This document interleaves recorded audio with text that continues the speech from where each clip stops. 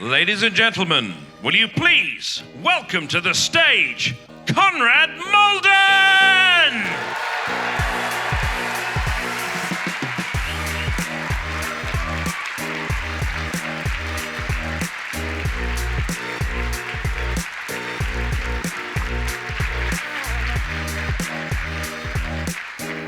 Thank you very much, beautiful people of Copenhagen. It's really nice to see you guys. I just came all the way from Aarhus. Have you heard about Aarhus? It's really nice to be here on Sjælland. You have electricity and running water. That's fantastic. Are there any people from Jylland here this evening? Wow, okay, that's quite a few people. They all came on the same tractor. That's nice. Are there any internationals in the room? Give me a clap. Very nice, some very confident claps over here, some very gentle claps over here. Does he work for visa and immigration? Don't worry, I'm from the UK. I'm the most scared person in this room right now. Thank you guys ever so much for coming out this evening. I know that you had to do a terrible thing today, which was go outside to come here. I'm so sorry for you. Is everybody okay?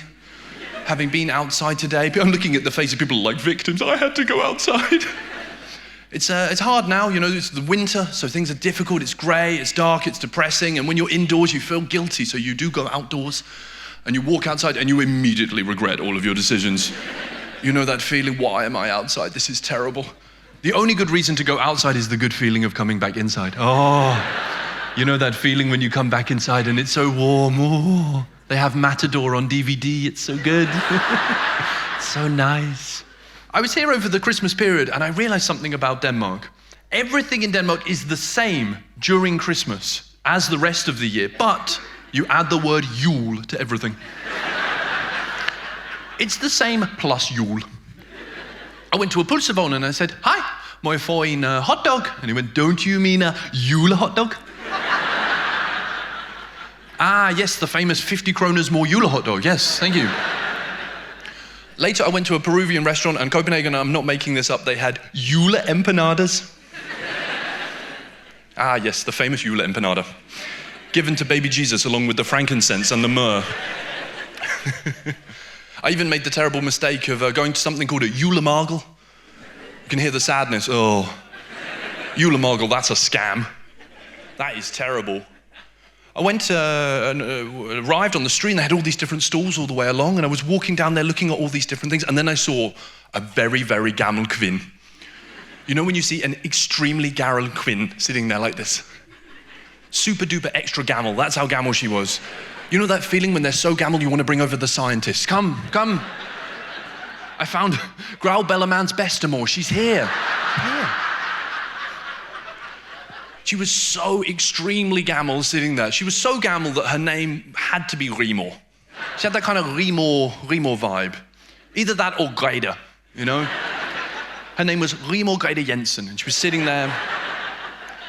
And behind her, she had a cushion, and it was shaped like an owl, and it was wearing a Santa hat. It was her juleudepuder.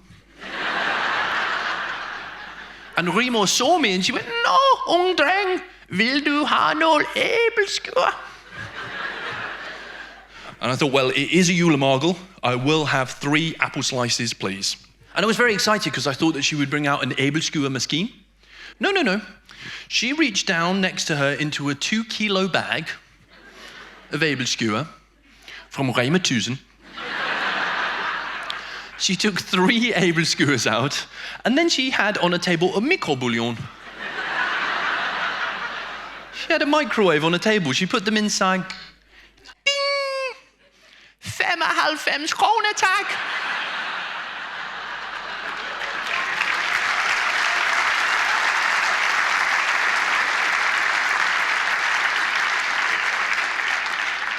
Ah, yes, the old julesnudder, yes. But no matter what you were doing during the Christmas period, it can be, you know, dark and grey and depressing. And in the UK, we have a name for that. We call it seasonal affective disorder, otherwise known as SAD. Just sounds very pathetic and British, doesn't it? I've got SAD. But not here in Denmark. Here in Denmark, the name for the condition is very hyggelig. No, vinterdepression. No. I wrote to my boss, I was feeling a bit winter depressed. I wrote him an email and said, do you have any tips to help me through this difficult time? I clicked send and immediately I got an autosvar. And it said, beklager, jeg kan ikke svare lige nu. Jeg I Thailand.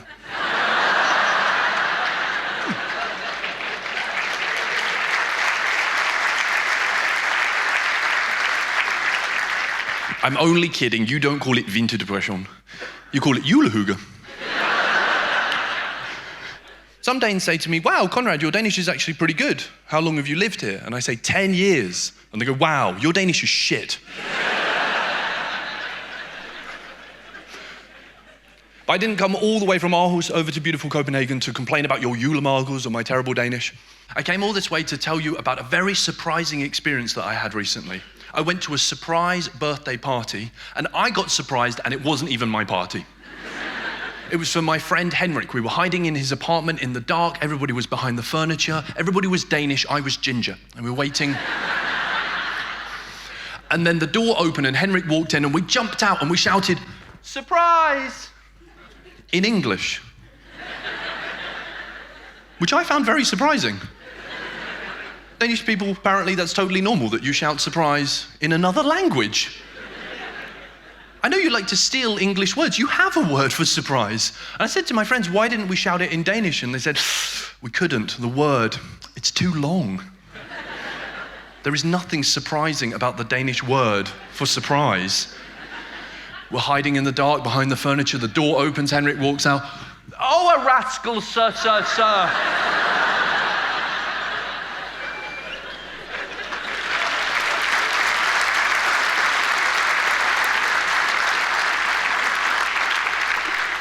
I knew you guys were here. We even had a banner on the wall in his living room that said, surprise birthday party. In English. My Danish friend said, well, you want to write it in Danish? There is not a wall long enough in the world. The Great Wall of China is too short for a rascal's fest. Along the wall and out the window and around the apartment 3 times. Henrik had a good time at the party though. He had a really nice time, and he said it was a nice surprise for him because he'd had a difficult day at work, and it was a nice experience. He said it was like the raisin at the end of the sausage. Is that what you Danish people look forward to? Standing there eating your jule hot dog? No, din little rosin dernede. Maybe that's why it's 80 kroner. He's such a nice guy, Henrik. He's a really sweet guy. He recently helped us move apartment, which was really, really nice of him. Moving apartment in Denmark can be really difficult because the names of the roads are so unbelievably hyggelig. In England, the names of the streets are so boring. High Street, North Road, South End. I don't know where you live, but if you directly translate it, it definitely means something like Squirrel Muffin Lane. The names of the roads are so unbelievably hyggelig. I moved from Blåbærvej to Drømmekegel. Do you know how hard it is to be manly at the bodega? Yeah, moving to Drømmekegel, yeah. But your streets are they're so sweetly named that it even makes the news not sound even scary. Bad things can happen here in Denmark, and the names of the streets are so hyggelig, you're not even scared. I turned on the television, it said TV2 Nyheder, og vi har no breaking news. En mand er død på vingummibamsegil. I didn't move to Drømmekegel, but I did move to Kelly Hillstein. No. Love Street in Aarhus, no. And at the surprise birthday party, me and my wife were remembering how we got this place. I found it online, and then I had to have a meeting with my landlord, which it's a very exciting English word, isn't it? I was expecting this man to look like a lord of the land, with a big twiddly moustache and a top hat. That was not who I met. I met a vet, a big guy from Norfyn. Too many Jule hot dogs. I arrived at the door and he shook my hand and he said, Goddag. And I thought, it's been 10 years in Denmark, I'm gonna snack some dansk. So I grabbed his hand and I went, Goddag, hvordan går det? And he looked me in the eyes and he started smiling. And then he started laughing. And I said, oh, is it because you recognize me from television? What? No. I'm laughing because your Danish is shit. Then he told me something really crazy. He told me that his name was Asmus. Danish people nodding. Not Rasmus, Asmus. Apparently you can do that here in Denmark. You can just take a totally normal name, get rid of the first letter of the name. What are you, running out of letters? I looked at him, I was like, your name is Assmouse?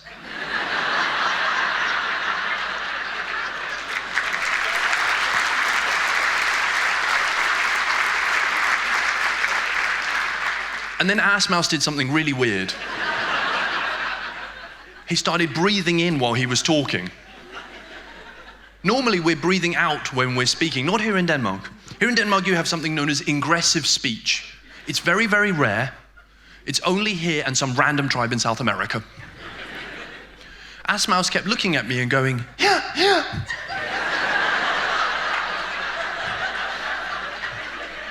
Is this a time-saving device here in Denmark? I must say yes, but I need to keep breathing. He takes me into the apartment, he shows me around, lovely place, signed the contract. A few days later, I arrived with my wife and my kids and all of our boxes and bags, and I walked in and I flicked on the light switch to turn on the lights in our new apartment. And what happens when you flick the light switch to turn on the lights in your new apartment here in Denmark? Nothing. Total darkness. Like a nice day in Viborg. And I thought, oh, maybe it's because there's no bulb in the thingy. There was no thingy. There was no cable-y thingy in the ceiling. You know what? There was a hole in the ceiling. Gone. Ripped out. It looked like a crime scene. I'm looking at that and thinking, oh my God, is this where Vingummi Bamser guy hung himself?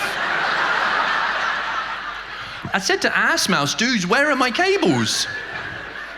He said to me, the people who lived here, they took them with them. Why? Because the apartment they were moving into, the people took the cables. What kind of Danish logic is this? Can we all stop stealing each other's cables? From here, midnight tonight in Colburn, how let's leave each other's cables alone. We are ruining each other's lives. There were no curtains in the apartment either. I thought that's because the people took them with them. No, no, no. You Danes have no curtains in your lives. How do you sleep at night, just lying in bed like this? The sun comes up over the horizon, time to go to work. There we go. It's an old building. It's in the inner city of Aarhus, so it's a gammel herskabsopgang. Old red brick building, and it means some of our rooms are really weird shapes. Like our kitchen is an L, and our living room is a triangle, and our bedroom is a swastika. It's weird, you know those apartments where there's no straight lines, everything's like this? It's spacious except for a forgotten corner. There is a cupboard in the corner called the bathroom. The hottest, wettest, smelliest room. No windows, just a little fan in the corner. It's so hot and humid, every time I open the door, I expect an orangutan to run out. If you do manage to open the door, you can just about slide your ass cheeks inside. Slide inside the bathroom and close the door behind yourself. And now you are in a bathroom with a toilet, and over the toilet, there is a shower. Is this another time-saving device? I have no time in the morning.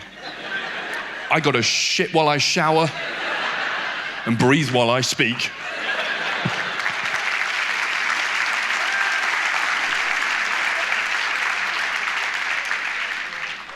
It's a 5th floor apartment.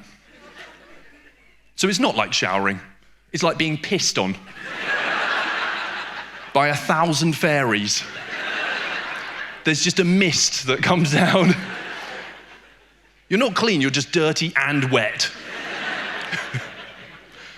Everything in the apartment is so neat and safe and organized, like a lot of things here in Denmark, except for one thing. Next to that bathroom is another door, and if you open this door, you will see a very steep spiral staircase. A very steep spiral staircase that goes all the way down to certain death. It's the abyss. You're looking at the end of your life when you open this door. There is no lock on this door. There's no lock, there's no warning. It just looks like every other door. There's not even a light. I said to Ass Mouse, dude, is this safe? Yeah. It's a portal to the other side. He said, it's a back exit. Yeah, if you're a fucking mountain goat.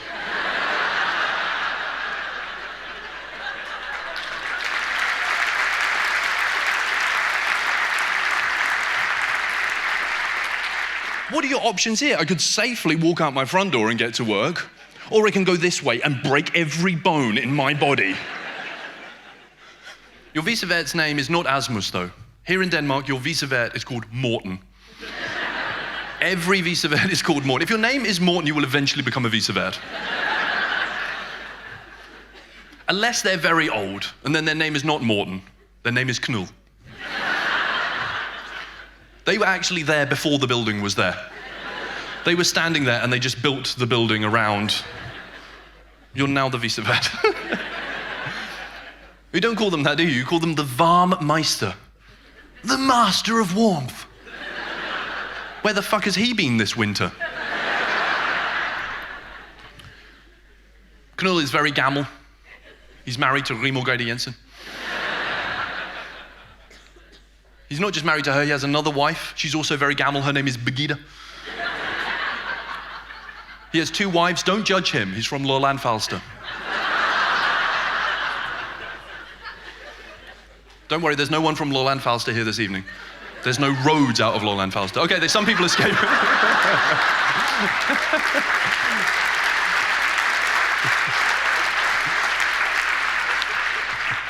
They came by horse.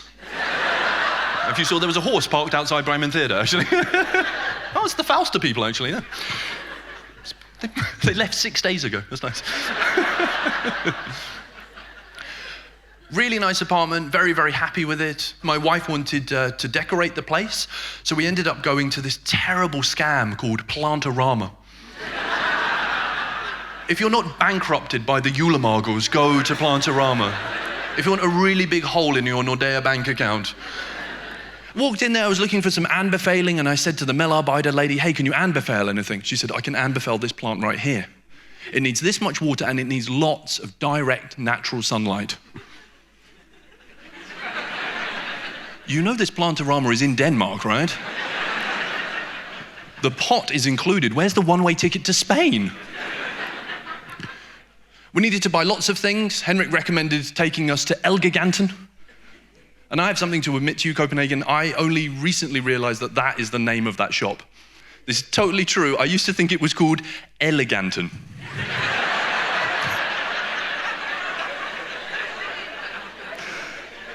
Because I am an idiot.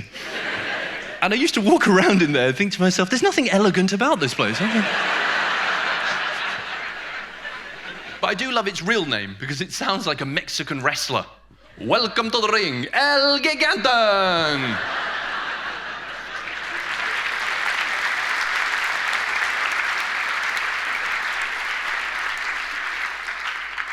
Ass Mouse comes out.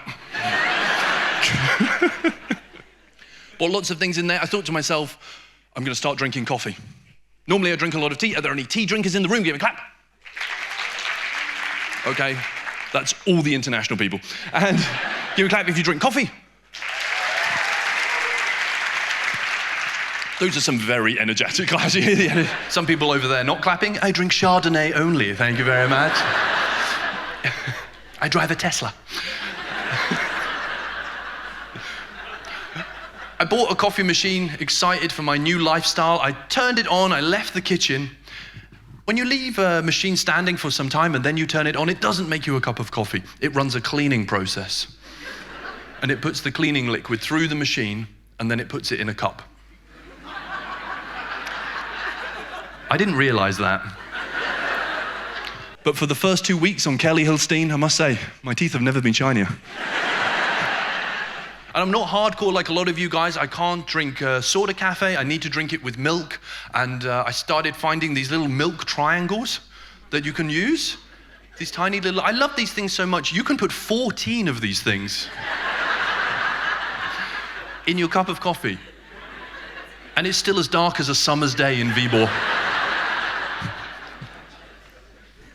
Also decided to buy ourselves an opvaskemaskine. Does anybody have opvaskemaskine?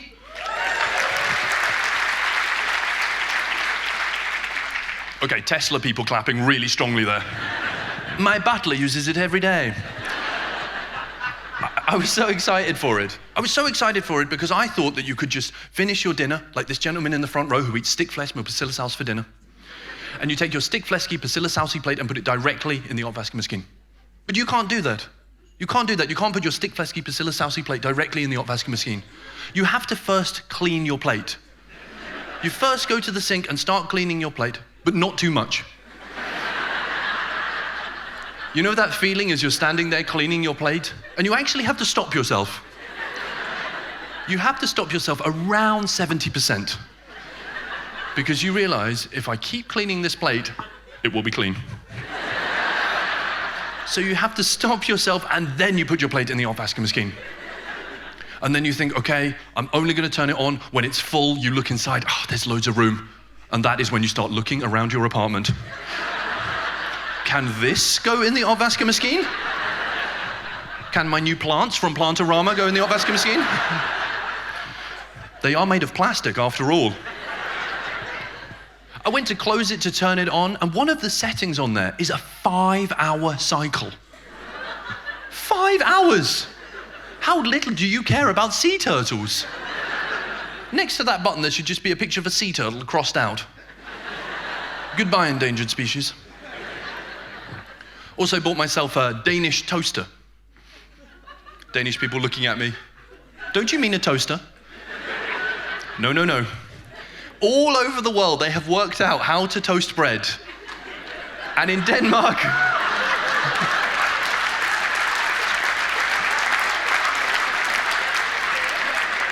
because you guys are committed to using this flat Danish toaster. You know the one I'm talking about? You know the one where you're standing in the kitchen and you're looking at the bread and you're thinking, is it ready? Birgitte? Is it toasted yet? Oh, it's burnt.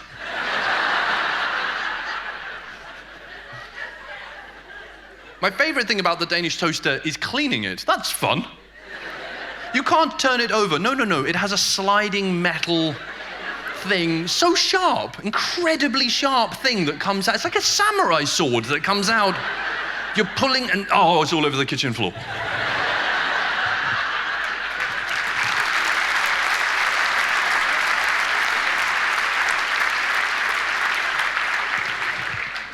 Birgitte, rengøring. Also made the terrible mistake of buying a turtumbler. Before, in our old apartment, we would dry our clothes indoors during the winter. Is anybody here drying their clothes indoors? Can we clap? None of the Strandvine people clapping. No. My turtumbler is on right now, actually. There's nothing in it. We had a statue in our living room. And you know when you hang your clothes on there, and every day you have that same ritual where you come in and you touch the clothes? Oh, it's still wet. I put those jeans on there before Christmas, yeah. To be fair, it's not actually that different to drying your clothes during the Danish summer. It's almost the same. It's a nice sunny day outside, you're so excited, you put them all on the washing line, and then you walk back in through your... Oh my God, it's raining. It's raining!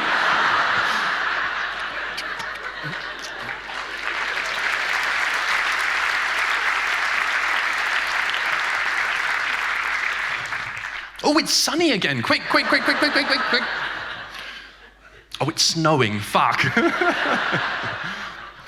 We thought, no, we are going to buy a turtumbler. And I thought it would be very simple, that it would have 2 settings, on and off. No, no, no. The world of touring and tumbling is much more complicated than that. It's a whole world we didn't even know about. You have all these settings on it. You can choose from turt, extra turt, struturt, skabsturt, skabsturt plus.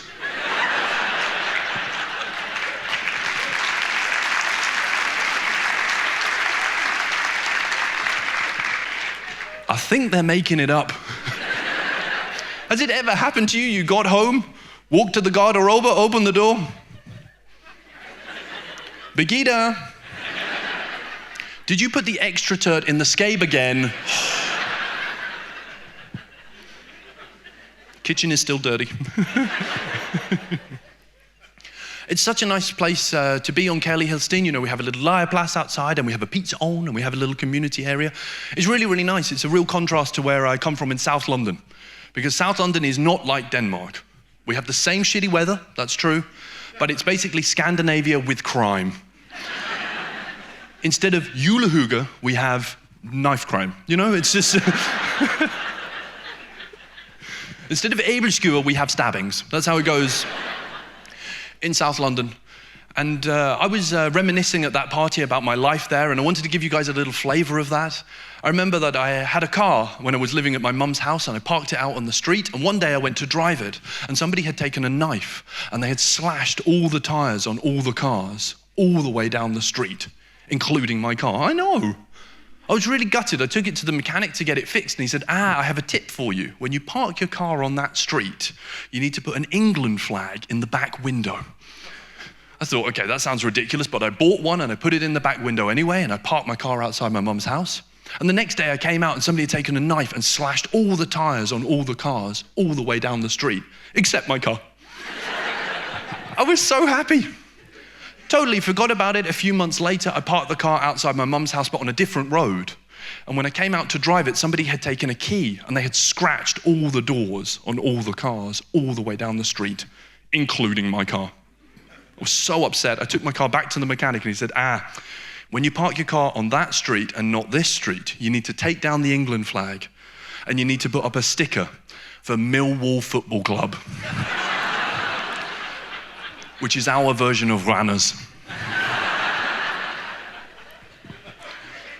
I give you another little flavor of life in England. I don't have a good relationship with my father. He's not a really nice guy. And I was talking to my mum about it, and she was telling me that when I was a little baby and they were together in my family home, my dad suddenly wanted a divorce. And he left our home and he looked for a random apartment to live in. And the random apartment that he found had a random roommate.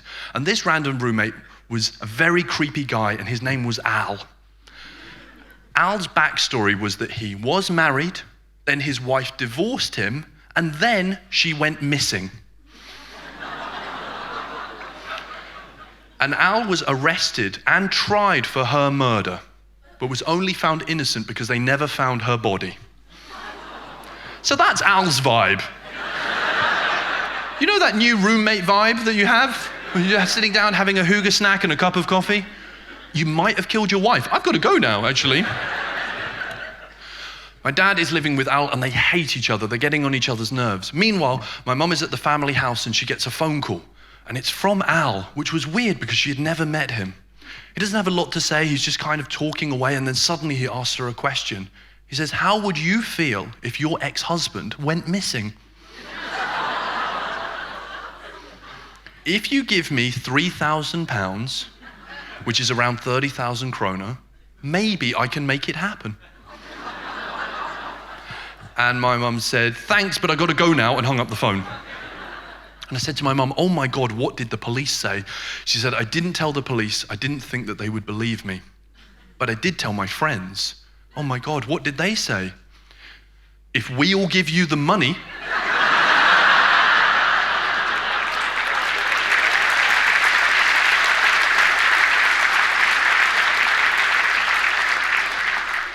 can you call him back? Haven't seen my dad in a while, actually. And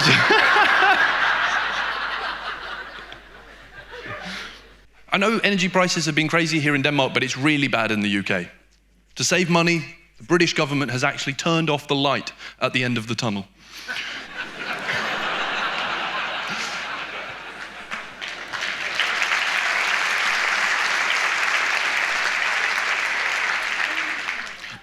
But of course, bad things do happen here in Denmark. Don't get me wrong, bad things do happen here, okay?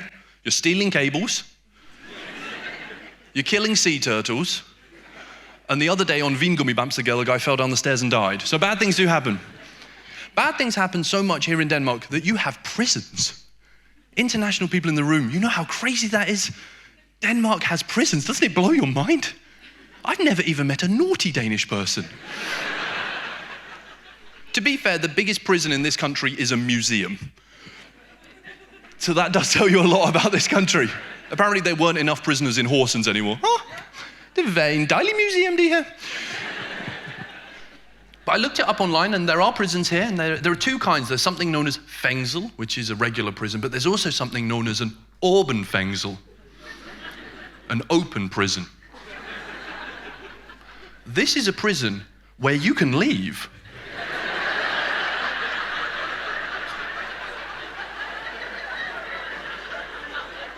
That might be the most Danish thing I ever heard.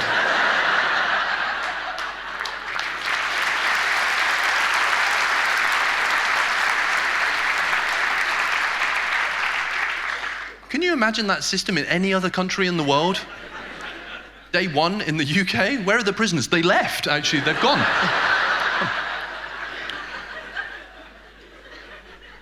I was looking it up online, and the rules for the åben fængsel, very slabbe. Extremely slabbe. You can do whatever you want, but you have to be back for curfew. What is this efterskole for criminals?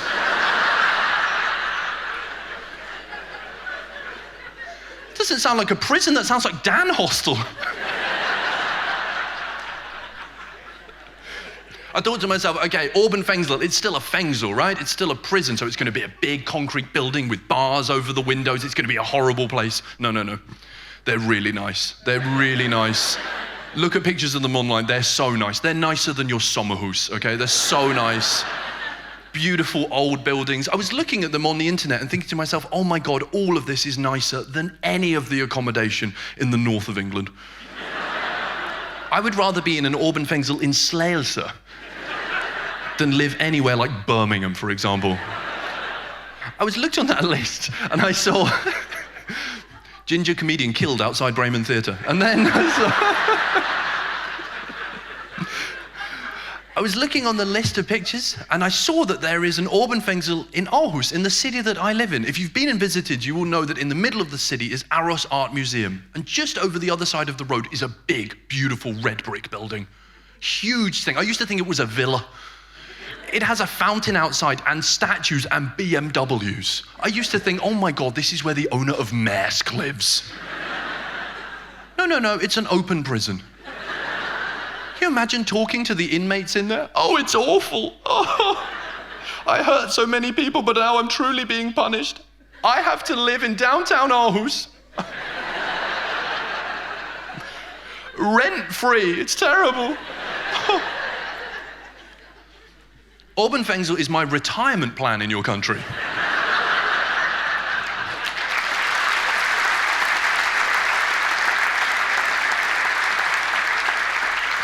Denmark shouldn't have prisons. It's too sweet and kind a place. It shouldn't. It can't have prisons. It's such a kind place. It's even in your language. I was saying goodbye to Asmouse, and I said to him, ha en rigtig dejlig dag, which means have a really nice day. And he shook my hand and he said, i lige mål. In exactly the same amount. Have exactly the same amount of nice day as me. No more, but no less.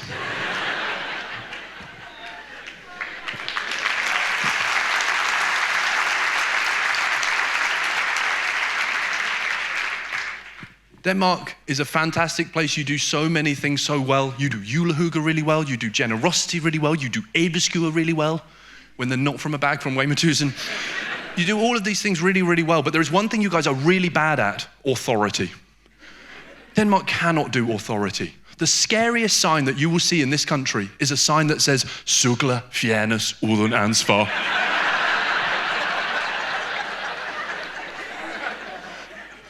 Bicycles will be removed without responsibility. Oh no! You know that feeling when you see one of those signs? Like you did something wrong. No! Please don't fjern my cycle. Here's the thing, unless your bike is parked at Copenhagen Central Station, nobody is fjerning your cycle. Your bicycle is fine, don't worry. It's okay. Danish people don't even know how to fjerne cykel. Do you know how I know that? Because next to every cykler fjernes uden ansvar sign, there's a fucking bicycle every time. Denmark cannot do authority. I experienced this firsthand. I was cycling to the Statsbibliotek in Aarhus. I parked my bicycle outside. It's the middle of the day in a student city. There are students everywhere. And I walked into the library and I did ginger things that you guys wouldn't understand. Looking for friends on the internet. And then I came out, I went back to my bicycle, and I'm trying to undo the lock on the bicycle, but I can't get it open anymore because I bought it in a place called Flying Tiger.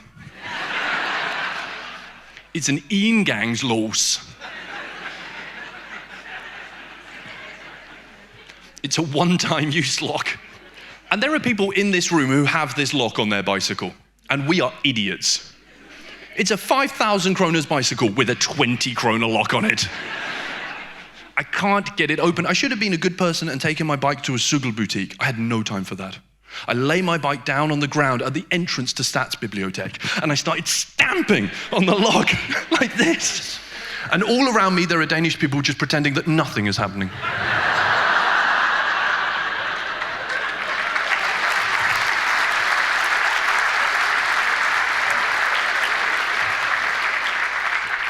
Just thinking in Danish. Must check e-boks. Must update my årsopgørelse. For 10, 15 minutes, I'm stamping on this lock. There's bits of metal and plastic going everywhere. And then there was one guy who broke the silence. He came up to me and he went, "Undskyld, det din cykel?"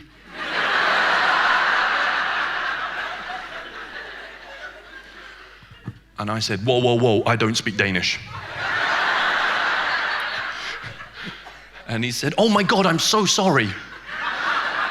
You know how Danish people apologize for speaking their own language in their own country? "Oh my God, I'm so sorry. I was just asking you, is it your bicycle?" And for a moment, I felt like fucking with him. Nah.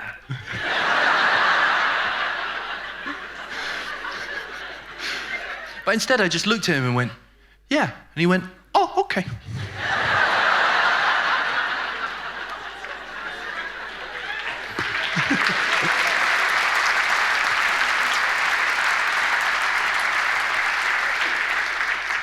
Bulletproof Danish security.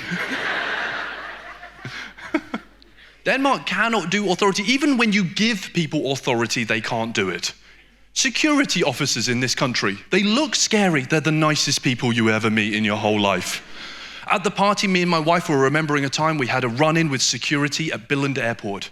We'd just been on holiday, we flew back and we landed. Now, I've made a lot of jokes about Billund Airport, but I will say one positive thing about that place. You get your bags so fast. So fast. Normally, when you land at an airport, you have to go into the bagageafdeling and then you have to wait at the track of shame. You know the track of shame where all the other bagager goes around and you judge the other bagager? Oh my God, that's your bagager. Oh. Where are you from? Slagelse. Oh. Not at Billund Airport. You land, you look out the window of the plane, your bags are waving back at you. You go into the bagageafdeling and they are there, they are right there. And if your bag isn't there, it's not lost. Danish efficiency, they have delivered it to your house. You go home, your front door is open and there's a guy in there called Jeppe unpacking everything.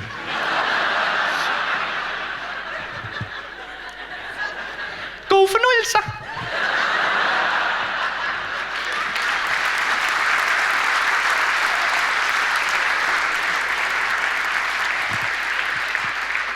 I don't know why he's naked. We came back from our holiday, we landed, we walk into the bagageafdeling, we immediately got our bags, and we had all of our stuff with us. We had our baby, we had our barnevogn, we had all of our bags, and we're rushing through Billund Airport. There are people everywhere, and we're trying to get towards the exit. And at the exit to Billund Airport, there are two big, scary-looking security officers. Two big guys, you know, big dude, shaved head, one neck tattoo. We're rushing towards them and we're in a real hurry because we had to catch the airport bus. Billund Airport is the second largest here in Denmark, and there is a bus every 3 weeks. So we were rushing with all of our bags, we got really close to the exit, and that is when our baby did a poo. Any parents in the room, you know that your kids will crap at the most inconvenient moments. So we have to make a plan. And my wife turns to me and says, okay, I've got an idea. I will take all of the bags and the barnevogn and I will run for the bus. Hopefully the driver is a really hyggelig guy called Henrik, okay? And I will hold the bus. You take our son and you change him. So I put my son under my arm and I start running through Billund Airport like a crazy person. Running around through the crowds, looking for the bathroom. There's a door, I run over, I'm pulling on the handle. There's somebody in the bathroom pulling on the handle. I rip the door open, there's somebody in there. I grab her, it's Remorgrete Jensen, throw her on the ground. I run into the bathroom, I pull down the puslebor, I put down my son, and the best way that I can describe changing my son in those moments is the same way you will see somebody make a shawarma kebab.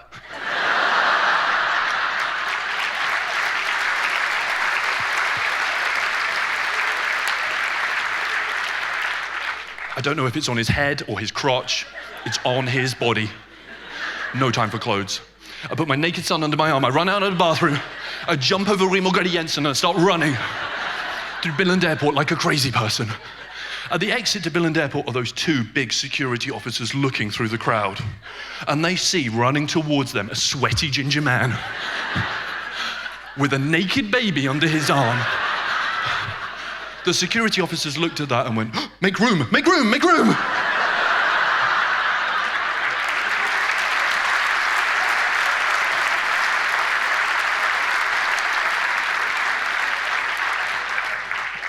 And we made the bus. We made the bus. Yes.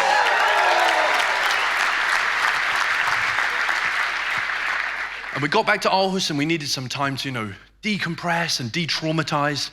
And then after a few days, we decided to do something really fun for the children. We decided to take them to Tivoli Friheden. Has anybody in Copenhagen ever heard of Tivoli Friheden? That's the 10 people who came here by tractor. That's nice. For anybody over here who doesn't know, of course you have your own version of Tivoli, but over on Jylland we have our own version of Tivoli. It's true, it's the discount version of Tivoli. It's the fake Gifler version of Tivoli. It's so good. It's called Friheden and it's very jysk. It's basically a bit of a fence around a bit of a forest, and there is one Ferris wheel inside. And it's 700 kroners to get inside. So it was October, so we went there with the kids because it was themed. Now it's Friheden, it's Tivoli, so it's very hyggelig. They have slickpin, they have forlystelse, they have nice rides and nice music. But it was also Halloween, so it was supposed to be a little bit uhyggelig, which is the Danish word for scary. Because things that are not hyggelig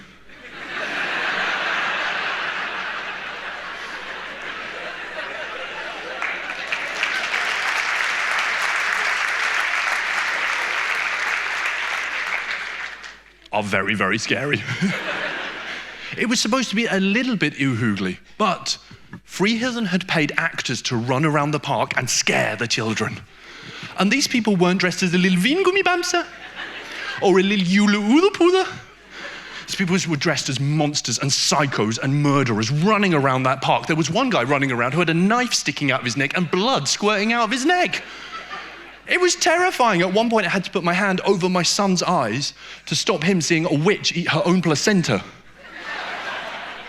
It was horrific. My wife is screaming, my baby is crying, my son is traumatized. I had to put them all in the barnevogn. It's dark, it's raining, there's people everywhere, and I'm just trying to find an exit out of there. And then up ahead, I saw the scariest thing that I've ever seen in my whole life. Coming towards us was a demented clown who had blood coming out of his eyes. And he was riding a tricycle. And he was holding in his hand a real baby. Copenhagen, I'll say that again. Tivoli Friheden Aarhus. A real baby. That's not uhyggelig, that's fucking unhyggelig. I turned to my wife and I said, don't look now, it's the scariest thing you've seen in your whole life. She immediately looks up. immediately makes eye contact, no expression on her face. And as he gets closer, she gets up, walks over, "Onsku, er det din baby?"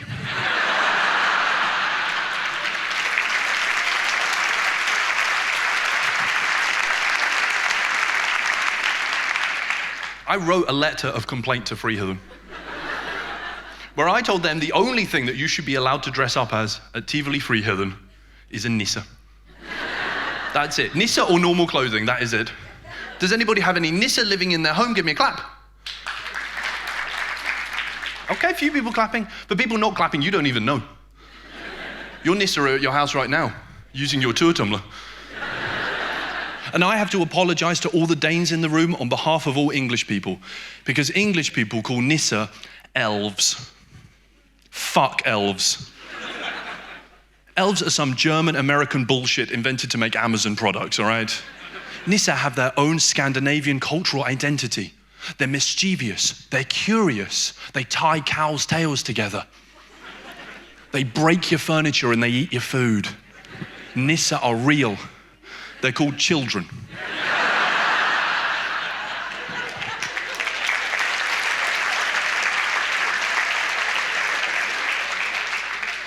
And when we left Friheden, I had to put one of them on the back of my bike. And I remember the first time I put him on the back of my bike and he was very small, he said what a lot of little children say, which is, "I don't want to wear a helmet." And I said to him, "Your safety is my priority and I love you so much, you must wear a helmet." But now he's getting older and he starts to ask me difficult questions like, "Hey Dad, why don't you wear a helmet?" "I don't want to look like a twat." And on the way back from Friheden, I'm cycling along, and I've been cycling in Denmark for 10 years, and I'm still pathetic at it. Danes are amazing at cycling. We were overtaken by a 2-year-old. Danes are so good at cycling. If you go to the UK, you will see, and this is true, adults teaching other adults how to ride a bicycle. I'm not making that up, that's true. Here in Denmark, you don't even see adults teaching children how to ride a bicycle. You just know immediately. You're just born knowing how to ride a bicycle. Do you come out of your mother's vagina on a bike? It's incredible. Danes are so good at cycling that they break the laws of physics and other Danish people don't even care. I experienced this so many times. Most recently, I was at a junction. There were people all around and waiting for the light to turn green. And on the other side of the road, coming towards me, was a super cyclist. A mega Dane. Wearing the all black, you know, the crazy black thingy where you can really see the Jule hot dog.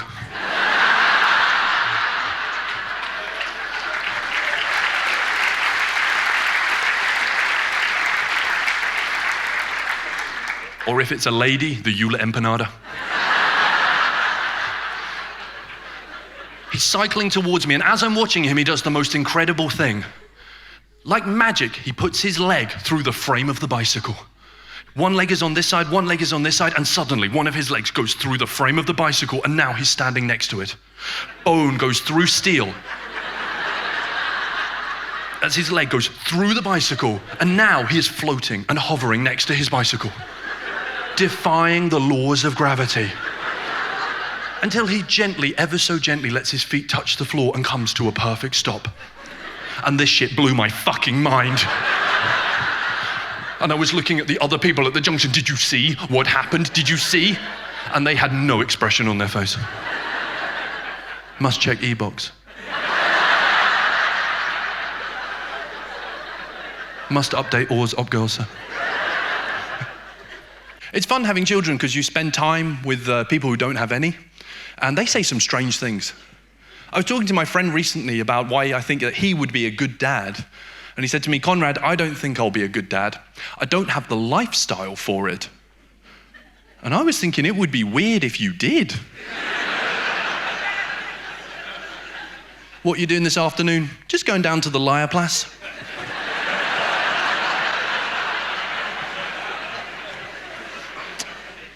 Just gonna hang out at the vuggestue. I have 2 children. I have a boy and I have a little girl as well, and she's very small and she's a baby. Which makes a lot of sense, doesn't it? A bit weird if she wasn't. Like, oh, what a lovely baby. She's 18 years old. Recently, I was putting her in her bed, and I was thinking it's so funny that when it's a baby that we call it a baby bed, because there's no other bed that we call a bed which has bars all the way around it. Usually when something has bars all the way around it, we call it a cage. It's more like a baby cage. And I was looking at her lying in there, and I was thinking, okay, she can't escape, so baby's here in Denmark, trapped inside. Prisoners allowed to leave. All right, okay. Yeah.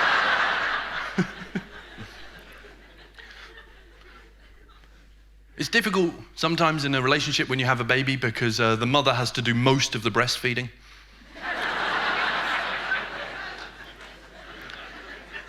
Okay, she has to do nearly all of the breastfeeding. But Copenhagen, I was looking this up online, and this is real. It's a product, pair of fake breasts that you fill with milk, and as the dad, you can breastfeed the baby. That's real. You can find that online. I couldn't believe it when I saw this. I was thinking they need to trauma test this product before they do anything. They should use this on one baby and follow them through their whole life to check that they're okay. Can you imagine? You get home, you open the door, surprise! Whoa, fuck! When you guys jumped out just then, got the weirdest flashback of sucking my dad's tits.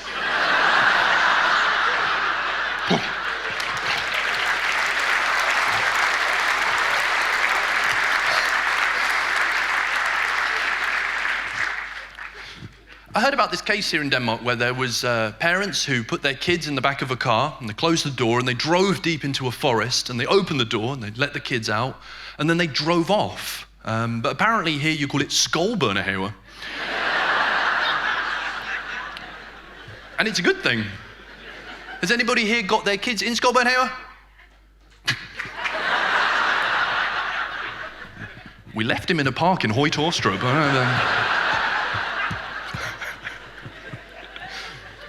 I'm not sadistic, so I have my kids in regular børnehave. You've heard about børnehave, right? It's like an Orban Fengsel for children. And I love it here in Denmark because it's so more slab A than the UK. In the UK, it's very formal. The entrance to the børnehave is locked, and there is a code that you need to get inside the building. And when you're inside the børnehave, you have to wear some ID to prove who you are. It's not like that at all here in Denmark. It's so slab A. The door to the børnehave is open. It's open to the street.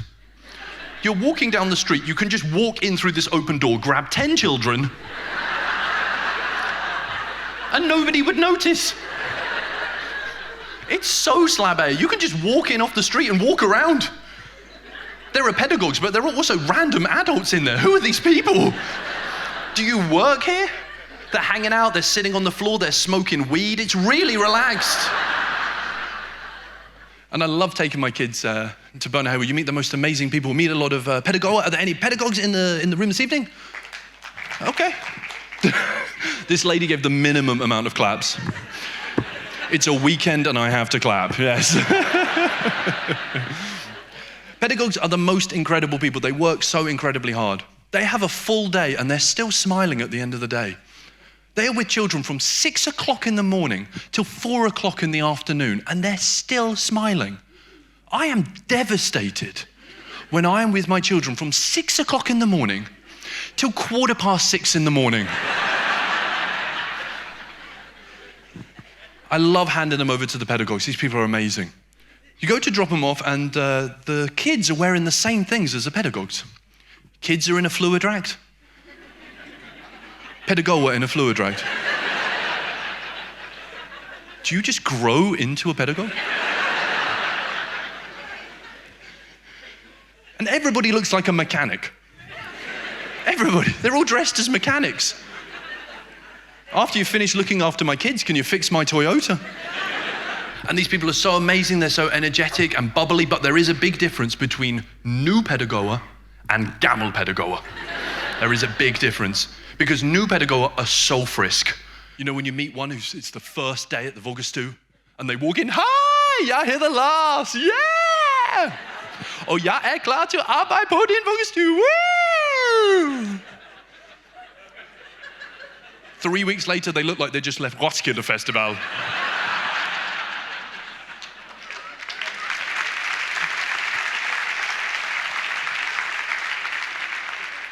They are amazing people. I love having my kids at the Børnehave because you meet such amazing people. One of my favorite pedagogues, his name is Bent. And that's strange for me because in English, Bent is slang for gay. My mum came to visit. We walked into the Børnehave. He came up to her, shook her hand and went, "I'm Bent."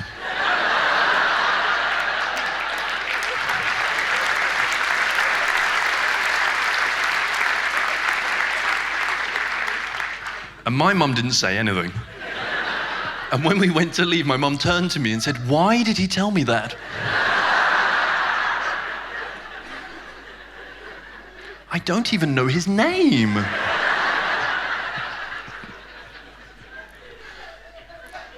And everybody had a hard time during the pandemic, but I think the pedagogue had it especially hard. The rest of us, we got to work from home, we got to wear mundbind, hold afstand, not the pedagogues. 6 weeks into an international pandemic, and they sent them back to the vuggestues, back to the rooms where they were now with children who were spitting and coughing and sneezing and burping. It's like they were on a London bus all day with these kids. And I would ask them, "Are you worried about coronavirus?" And they would start laughing. Coronavirus. Viruses in the vuggestues are much worse. Much, much worse. The viruses in the vuggestues are killing coronavirus, all right? COVID-19. We had Ebola last week. Forget about the wet markets of Wuhan. Have you seen the wet noses on the kids in vuggestu? They don't just have the most amazing immune systems, but they also like to finish work on time. You never see a pedagogue working a nanosecond past the end of their shift. The moment that the hand of the clock hits 4 o'clock, they drop everything. They will drop a baby on the floor and walk out.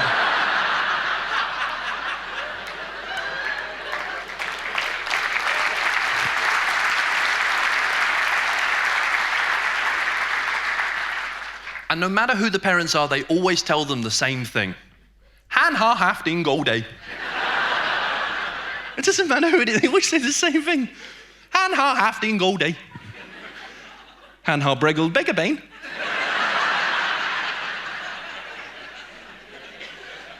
Men han har det godt. He's got one arm, one eye. He's had a good day. I always feel like saying to them, he's had a good day, but what about you? Nobody ever asked the pedagogues, have you had a good day? Because you look like you need a mojito. When I'm not taking my kids to Børnehave, I get to travel around this country and do shows. It's really good fun. A lot of the time I travel with something called DSB. Give me a clap if you travel with the DSB. Okay, that's quite a few people, but I think it should be more. They're just a bit delayed. I learned a little bit of Danish on the DSB the other day. Nu rejsende, nu rejsende. It means look out the window if you don't want to pay.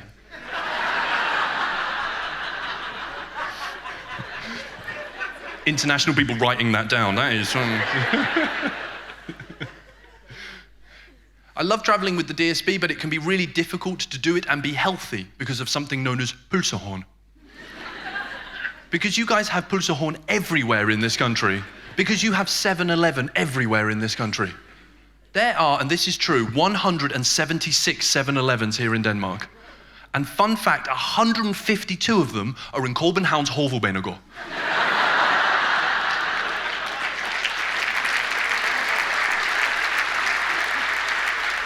Have you been to Copenhagen Central Station?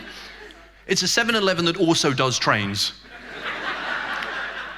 You know that feeling when you look outside the railway station, beautiful building, and you think, oh, I'll go inside and I'll be in a train station, and you walk in and, oh, I'm in a 7-Eleven. Okay, well, I must have gone through the wrong door. You tried to go through another door, now you're in another 7-Eleven.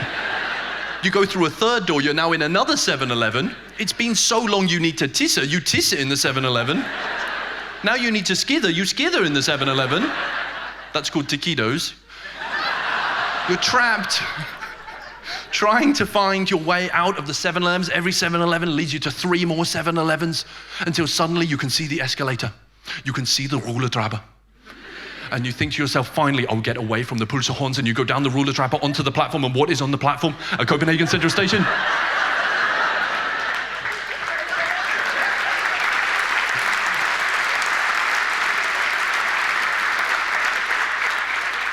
It's on the platform and you think to yourself, no more pølsehorns for me.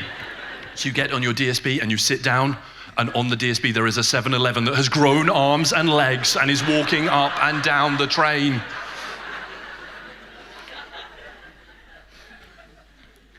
There was one good thing about the pandemic.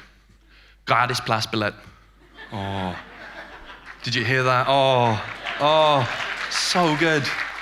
If you want to upset a Danish person, tell them that a nisse is an elf. And if you want to cheer them up, remind them of gratis pladsbillet. Oh, it was so good. Free seat reservations was so good. Such a good feeling. And now the pandemic is over and it's back to the Wild West. And if you have pladsbillet on a train now, you feel so good. You know that good warm feeling? Oh, and you get to kick people out of their other seats. Oh. Undskyld.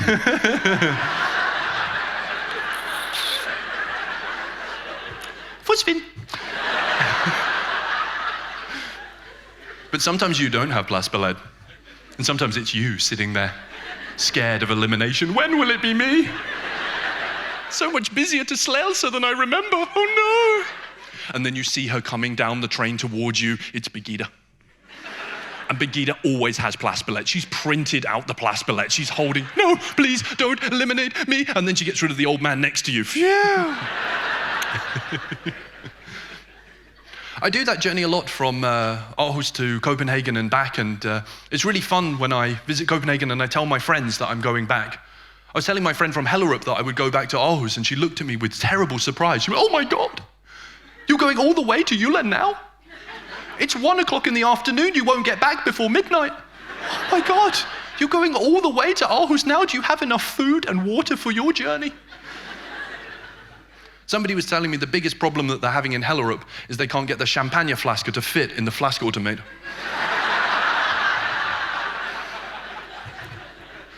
I told my friend from Hellerup about that. She looked at me and went, what's a flask automat?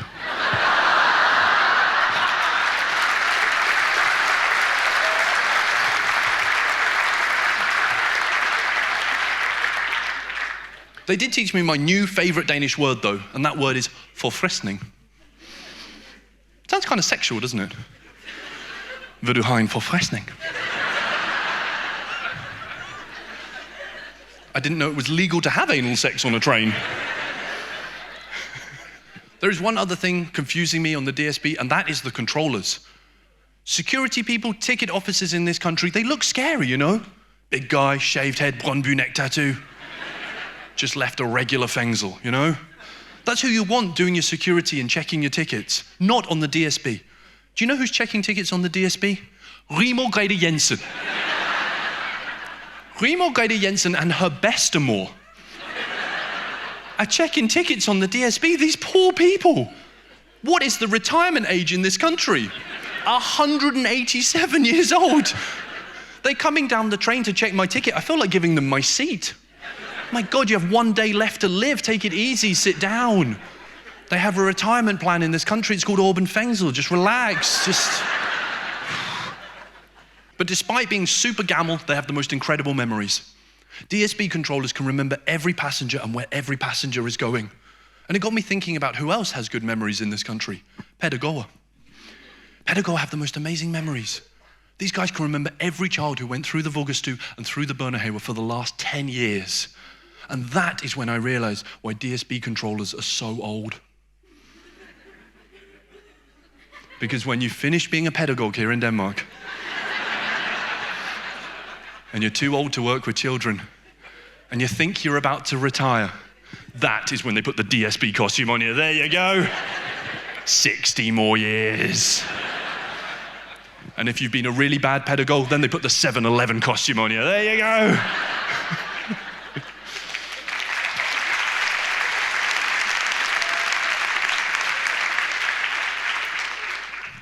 On the DSB the other day, I saw an advert that said, we will be carbon neutral by 2030. But I actually think that my DSB the other day was already carbon neutral because it was cancelled. And when your DSB is cancelled here in Denmark, they give you a tollbus. Have you seen the tollbus? It's not a lot of toll, is it? It's a lot of bus, mainly. Mostly bus. And the bus that they send you, it's not a nice bus, is it? It's not the shiny, nice bus. It's the one at the back, from the back of the garage. You know, the shitty, the one with all the scratches down the side. On the outside, it says, Herning Tourist Fahrt. Why would you put the smell of the bus on the outside? Oh, God. Oh. So I took the fart bus back to Aarhus. And it's a strange city because, you know, it's the second biggest in Denmark, but it's still very small, and it likes to think a lot of itself. Like, until recently, we had a hop-on, hop-off tourist bus in Aarhus. How does that work? You hop on, you blink, and now you're inscannable. We already had a hop-on, hop-off bus. It was called Any City Bus. We also have, and this is true, the tallest building in this country.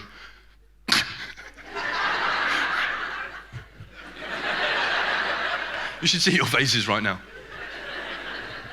What? It's true.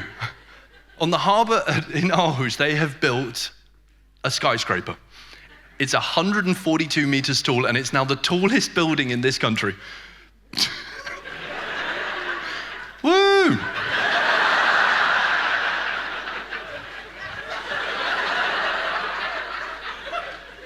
I hope it falls down.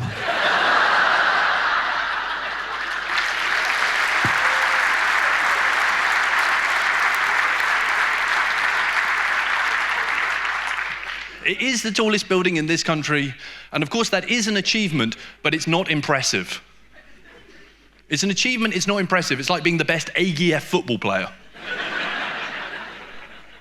Or the youngest DSB controller. It's an achievement, it's not impressive. It's like being the best smelling tollbus. Or a successful English comedian in Denmark. You know, it's not impressive.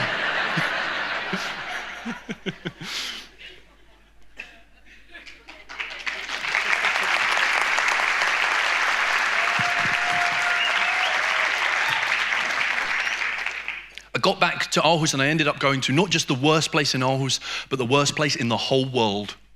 It's called Tilst. If you haven't heard of Tilst, you're so lucky. You're so lucky. It's basically a bilka surrounded by broken dreams. It's just a car park made of misery. It's awful, worst place. In the news, you might have seen that there is a factory in Aarhus Harbour that makes cow food, and it's closing down, and a lot of people are really happy about this. I'm really sad. That factory is the only thing masking the smell of sadness coming from Tilst. It's an awful, horrible place, and I had to go there because I used to live there. And I had to do a few things. I had to go and buy something from a pharmacy, and in England, that's very casual, that's very slabbe. A pharmacy is basically like any other shop that you can go inside. Not here in Denmark. Here in Denmark, it's called an apotek. And it takes itself very seriously. The pharmacist at the Danish apotek dresses like a doctor. He wears a doctor's coat. He drives a Tesla. And he lives in Hellerup. And he decides whether you are worthy of the drugs. And I understand a lot of things you need a doctor's note in order to get them, but not all things. They also have Hornkolb's medicine, over-the-counter drugs. But the pharmacist still acts like the guardian of the medicine. I went in there, I asked for something. Oh, he took it off the shelf. He put it on the counter. He looked me in the eyes, and he kept his fingers on the box as he slid it over. You know how they keep their fingers on the box? And then he talked to me like I was about to do heroin. Have you tried Panadil before?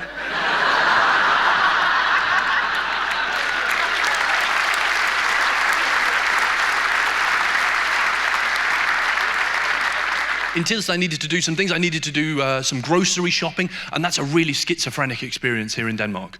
In the UK, all the supermarkets are kind of the same. Not here in Denmark. You have a whole range to choose from, depending on how your self-esteem is. Depending on how much you love yourself, you can decide where to go shopping. If you feel good about yourself, you can go all the way to a place where things are kind of expensive. The produce is fresh, and you're served by an adult It's called Vertex. If you have low self-esteem, you can go all the way down a slippery slope and slide your way all the way over to a place where the produce is rotten, where things are cheap and you're served by a 14-year-old girl. It's called Netto. For anybody who doesn't know, and I'm talking to the Tesla people, Netto is Aldi's alcoholic father. I love the contrast between these two supermarkets because they do the same things but in totally different ways. Like both of them have discount sections, but they do it in different ways. Like over in Vertex, they have Tilbull, but it's very well hidden. They will have a display and they will disguise the Tilbull in the display so you don't even know that you're getting a deal. Over in Netto, they have no display. They put the discount in a shopping basket and leave it on the floor. And you're walking around doing your shopping and say, oh, what was that? You look down and you see inside, oh, it's a shopping basket with a very gammal bottle of Gammal Dansk, a bag of fake Gifler, and an open packet of tampons. Oh. And you don't even realize it's Tilbull. You think, oh, an alcoholic has abandoned their shopping. Vertex is so fancy that they have a bakery. Oh, they have their own bakery with a bay man who's baying things. I like to go in there, buy some different things, buying some bread, and I was standing and I saw that they had flødeboller, but because it was Halloween, they had been painted to look like ghosts. Do you know how hard it is to be manly and live on Kelly Hillstein and ask for something like that? Hej, undskyld, må jeg bage en rugbrød og så 10 styks spølseflødeboller? Anything else? A dildo, perhaps? Would you like a forfriskning?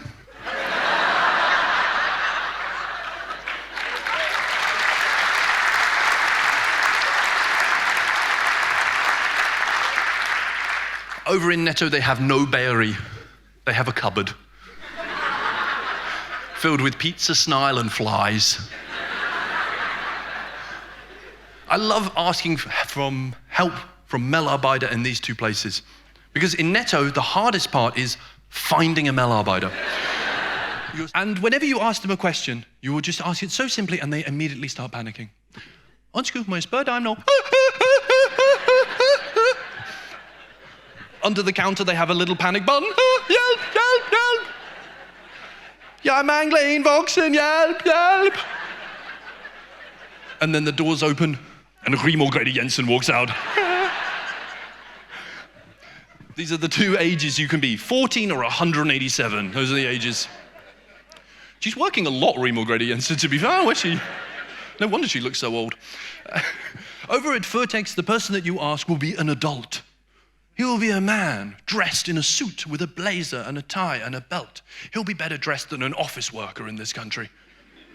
And when you ask for a product in the shop, he doesn't panic. He doesn't just point to it. He takes you there. Come with me. Come with me through the emporium that is Vertex.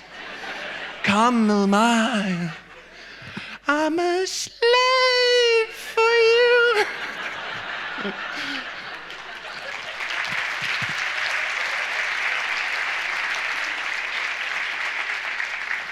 And you have to walk behind them like King Christian I, yes?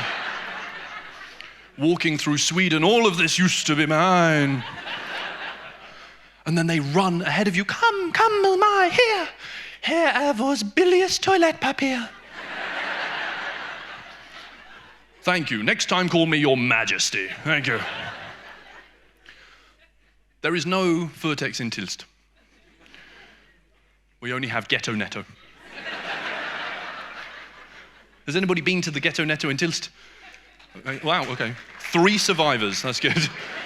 Everybody else was shot in the last 10 years. And when I lived there, I used to shop there a lot, and it's a strange place to go into because it's too cheap. Some of the products are so cheap, you start to worry about what's in them. I was in there and I saw 600 grams of cooling leverpostej for 9 kroner. Oh, is that where all that cow food factory shit is going? Oh, God. They had some really crazy things in there. They only have 2 types of bacon, 1 for 60 kroner or 3 for 11 kroner. And it opens like a medieval scroll. A message from King Charles. They had in Netto cans of forlorn skillpellar, imitation turtle. Apparently here in Denmark you enjoy the flavors of endangered sea turtle. You enjoy eating leatherback turtle for dinner. However, you have killed them all with your opvaskemaskines. They have a really good system to prevent meldspill in Netto. I don't know if you've seen that campaign. They leave the food on the shelves until it rots. There's all the rotten food on the outside, and then in the middle are all of these cages, and on it says, "Spot there." I put that into Google Translate. It directly means, we cannot be bothered to organize any of this shit. One of my favorite things that they have in Netto, that they have in all Danish supermarkets, is dansk vand. Oh, Danish water. So delicious. The famous, internationally recognized Danish water.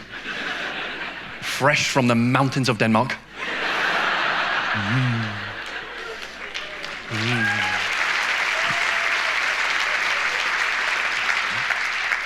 From the springs of Mullerhøj, yes. So good. I love the dansk. I feel so patriotic when I drink the dansk vand. But it's funny because in English we call it sparkling water. And it can be very hard to translate between these two. It gets kind of confusing. I was with my wife in a restaurant and the waitress came over to us and said, "Would you like some water?" And we said, "Yes, please." And she said, "Would you like it with or without?" And then you could see Google Translate loading. "Would you like it with or without sparkles?"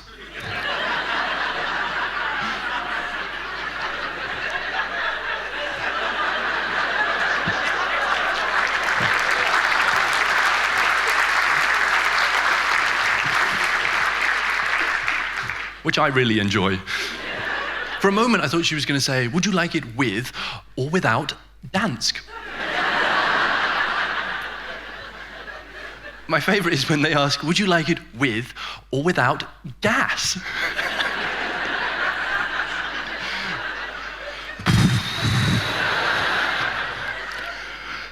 Probably without, thanks. We just ate an endangered sea turtle. Being at the Aarhus Fødselsdagsfest was a really fun experience. It was nice to be with people, because it wasn't that long ago that things like that weren't allowed, you know? Events like this weren't possible. We were supposed to be at home, we were supposed to be keeping distance, and it was just nice to be there. It got me thinking about times when you would read news stories about people breaking the rules and you would have to be very angry. You would read in the news, "Last night in Copenhagen, 11 people gathered in an apartment. They were not wearing mundbind. They were not keeping distance. They were dancing and drinking and staying up all night," and you would go, "Oh my God, why wasn't I invited?"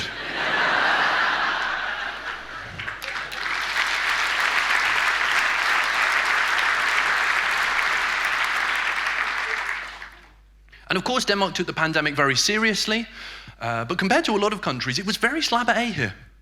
It was much more relaxed about it. And in my personal opinion, it's because the name of the virus in Danish was not scary. I found it very hard to take it seriously because it was not scary. At that press meeting, they announced it as COVID-19. I'm sorry, but that is not a scary name for a virus. That sounds like the name of a boat that takes you on a trip around Bornholm. All about COVID-19. Denmark is too sweet a language to talk about viruses. They're never scary. I was hospitalized in this country with mononucleosis, otherwise known as glandular fever. I was incredibly sick, and when I arrived at the hospital and the nurse diagnosed me, she started laughing. "No, du har kussesyg."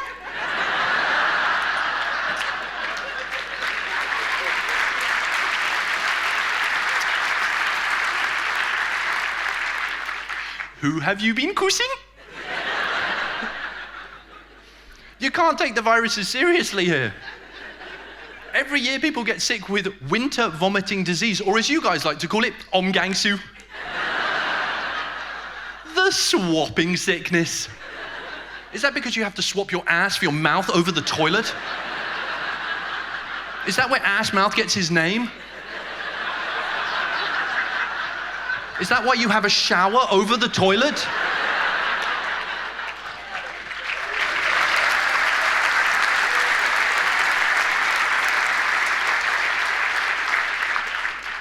During the pandemic, people would say, stay safe. And I kept thinking, unless eating Matador mix and watching Castagna Man is dangerous, I think I'll be fine. But they did say two very important things during that press meeting. They said, do not panic and do not go to the supermarket.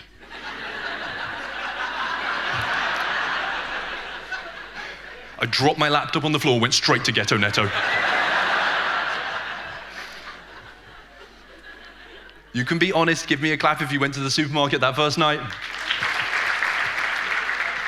Okay, most of Slails are clapping, that's okay.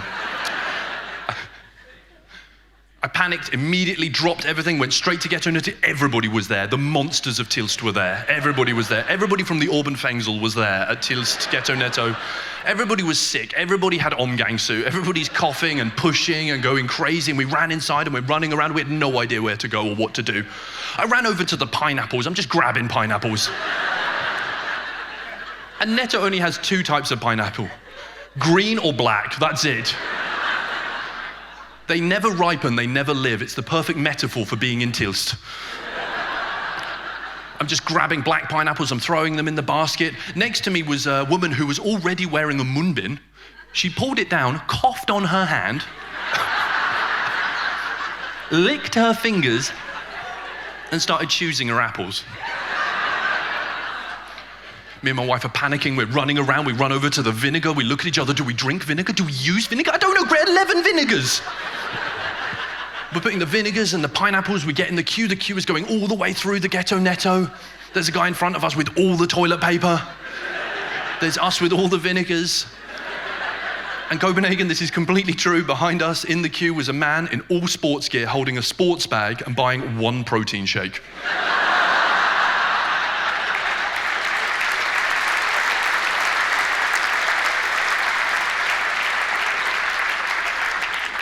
He'd clearly come from the fitness world upstairs.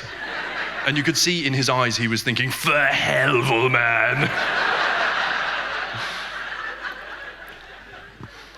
But perhaps, hopefully, the pandemic has come to an end, and a big part of that was vaccination.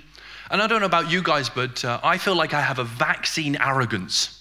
Because I feel like I got the best vaccine. Do you know what I mean? You know that secret feeling that you have where you know yours was the right one? You know that secret feeling? And other people tell you about their vaccines and you judge those people. Pfizer.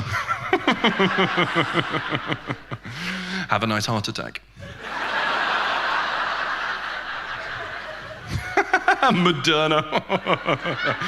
Won't be seeing you next Christmas. I myself got J&J, Johnson & Johnson. Give me a clap if you've got J&J.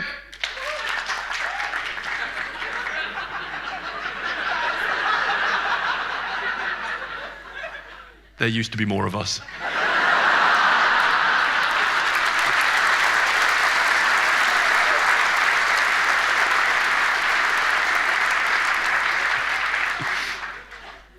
Things to do after the show, visit the Lave Act, all right? I didn't get the Pfizer for one good reason. It's spelt wrong. It's spelt wrong on the box. I looked at that and thought, P, F, I. There's a letter missing between P and F. Spelling mistake on the box, imagine what's wrong with the product. It's like the Danish word for doubt. The Danish word for doubt is spelt wrong.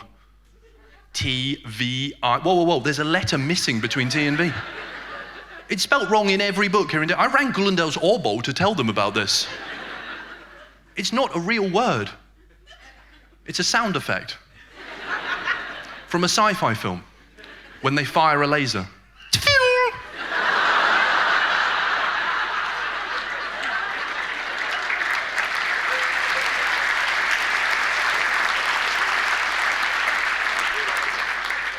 Oh no, Darth Vader.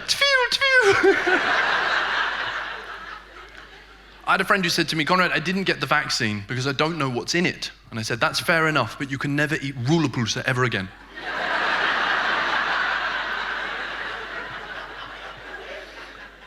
At the end of that Aarhus Fødselsdagsfest, I got my own Aarhus. My wife said to me, I'm taking you on a long weekend to Copenhagen, but we are not taking the DSB. We are going to fly. Because you can take internal flights here in Denmark if you don't give a fuck about sea turtles. So good. Has anybody here taken an internal flight in Denmark? That's almost everybody. Did anybody clap over here? You, sir, did you clap? He's like, no, I love sea turtles. It wasn't me. I have a pet sea turtle I donate to every day. I thought that we would fly from Billund Airport to Copenhagen. No, we flew from Aarhus Airport. Aarhus has its own airport. And I know what some of you are thinking, my God, that must be small. It's a Hyggelicious with a runway. It's so good. It's so good. And there are actually a lot of small airports all over Denmark. A lot of them were built during the German occupation, and then they were commercialized after the end of the war. So they used to be owned by the Nazis, and now they're operated by Ryanair. So not a lot has changed. We got off the bus and we walked to the sliding entrance doors of Aarhus Airport. And we went inside, we were at the check-in desk. That's right, there is one check-in desk at Aarhus Airport. We walk over and there's a lady dressed really nicely and we hand over our bags and she's scanning our stuff. And then I looked at her and I thought, I really recognize you from somewhere. And then I realized, oh my God, it's Rigmor Grete Jensen! Tak for æbleskyr. And then we walked over to the security area at Aarhus Airport. And there was actually somebody else in the security area with us. There was another lady there. I know, really busy day at Aarhus Airport. And she walked through the metal detector. There is one metal detector at Aarhus Airport. And as she walked through, it started beeping. Beep, beep, beep, beep, beep. And the security guard got up, and I was so excited. I was like, yes, finally, some Danish authority. They're going to find a weapon, they're going to arrest her, she's going to go to Fængsel, this is going to be amazing. Finally, yes, Denmark, give me some authority. Security guard ran over, he patted her down, and he found a knife. And she turned to him and said, it's Friday, it's for a dromake. And he went, it's okay.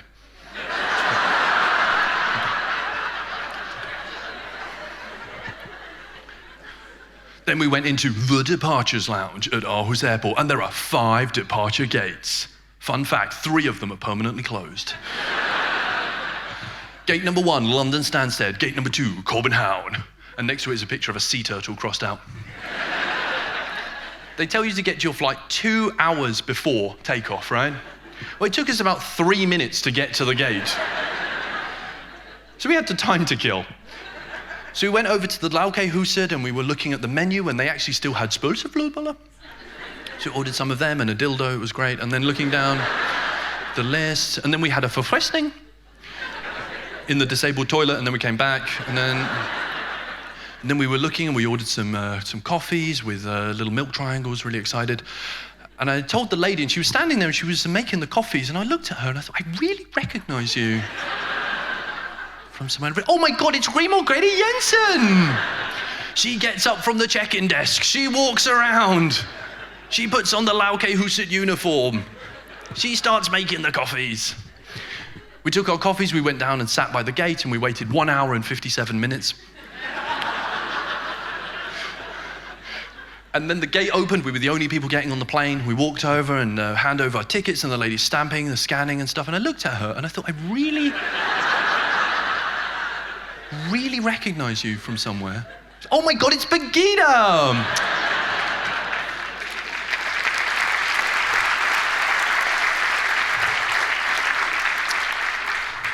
Du skal hilsen, Knud. And then we got on the plane and we sat down. The plane took off. The seatbelt light went off. I got up, I went into the bathroom, and I took out my enormous tisserand. I want the story to be accurate. And in the middle of the tisser, the seatbelt light went back on. I sat down and we landed.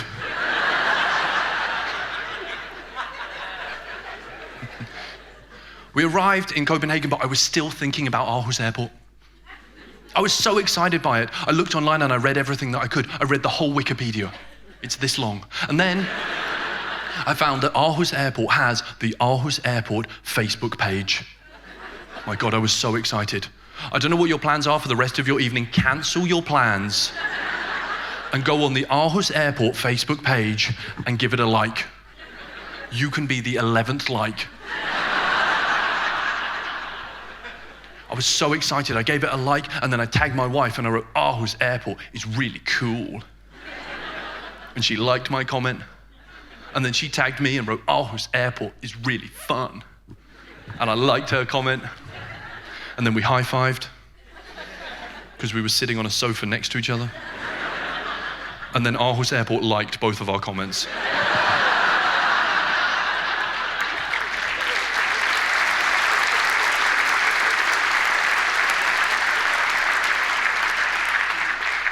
And I've never felt so embarrassed in my whole life. Because you know that she's not just checking the bags.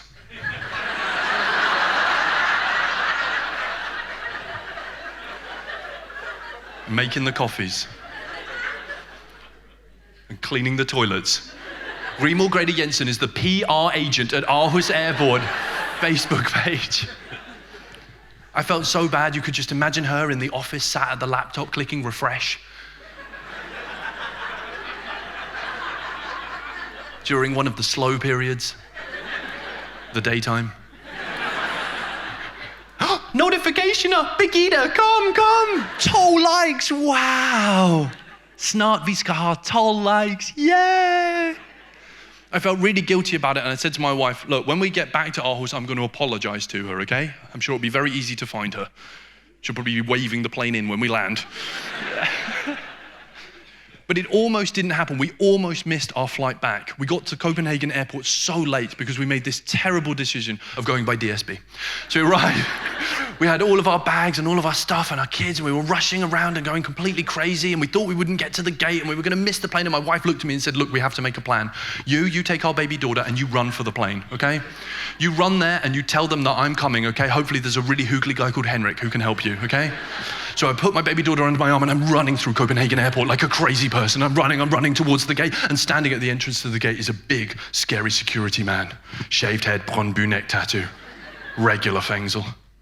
And as I'm running towards him, holding my daughter under my arm, I think to myself, he's just gonna move out the way, he's just gonna make room. But he doesn't make room. He gets in my face and he looks at me and he says, Undskyld, er det din baby?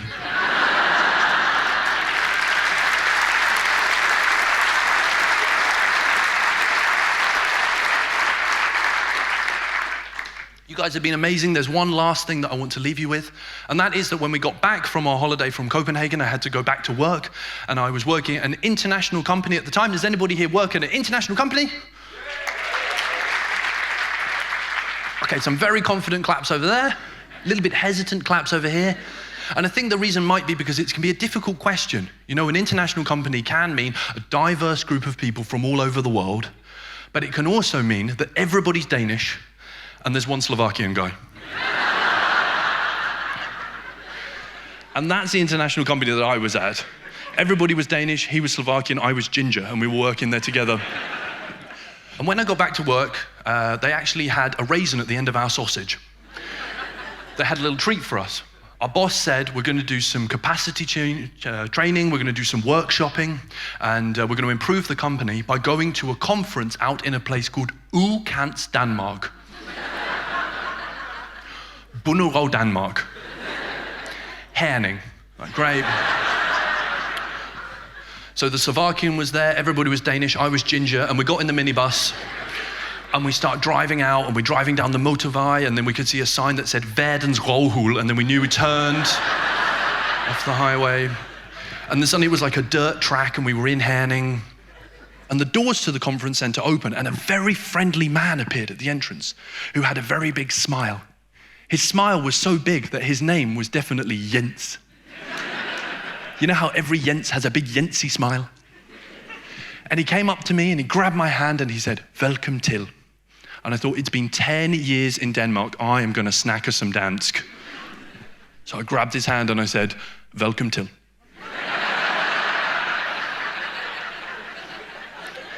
And then me and Jens and the Slovakian and all the Danish people start walking into the conference center together. And the whole time Jens is just snackering away in Danish. He's like, yoodloodle, flingalinga, flammalama, floodaloodle.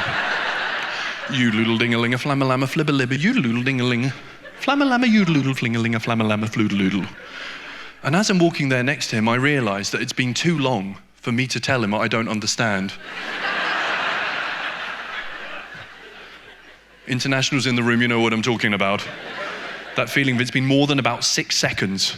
It's like, oh shit, I need to pretend that I speak Danish.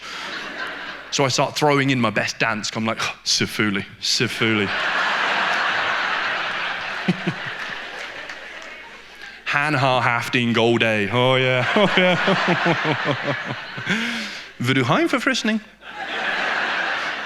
We walk into this big conference center together.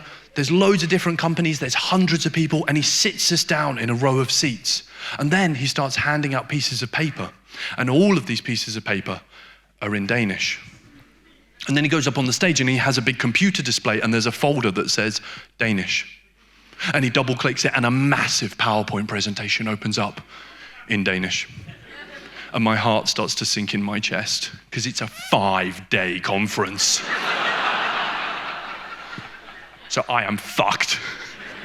Sure enough, in the break, I'm trying to find my Slovakian friend. He's been in Denmark 6 months. He's fluent, so I'm alone. Fast forward to day 3 of the conference, and I have gained a lot of confidence. I have a new identity. My name is Onral.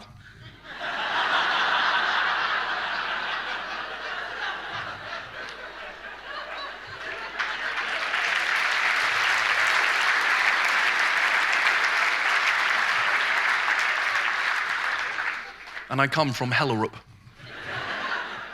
And there are some Danes who are a little bit suspicious, and they ask me difficult questions like, hvis du dansker, hvorfor din dansk så dårlig? Det fordi min far, han kommer fra Norge.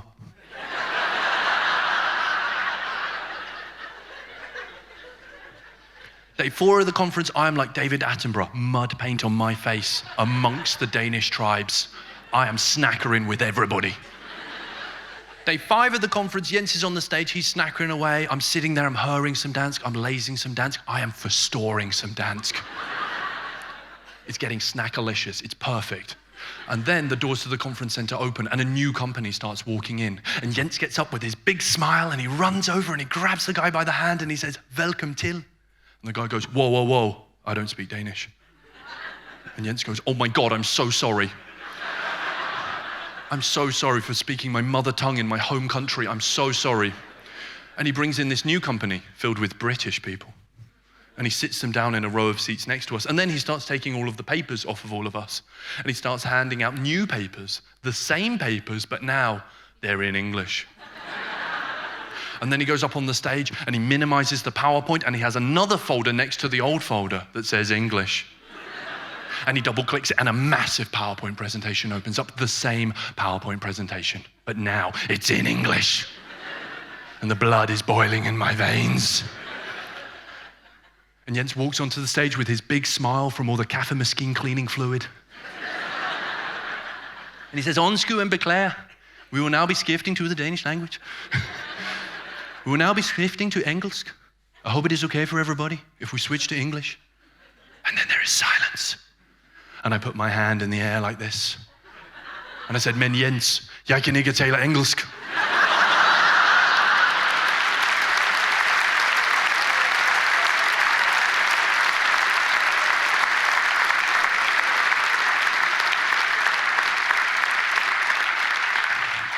And for the rest of the conference, every time that he wanted to show me something, he would minimize the English and open up the Danish. Onral, kan du se det? Copenhagen, you were incredible. Thank you so much for this evening. Thank you very, very much. It's a real pleasure. You guys are awesome.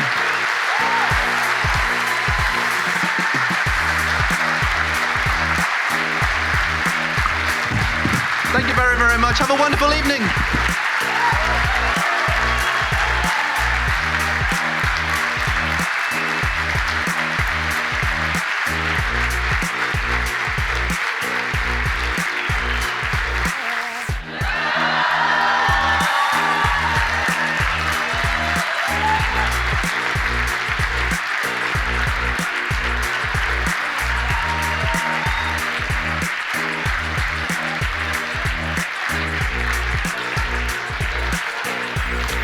Thank you very much, Copenhagen.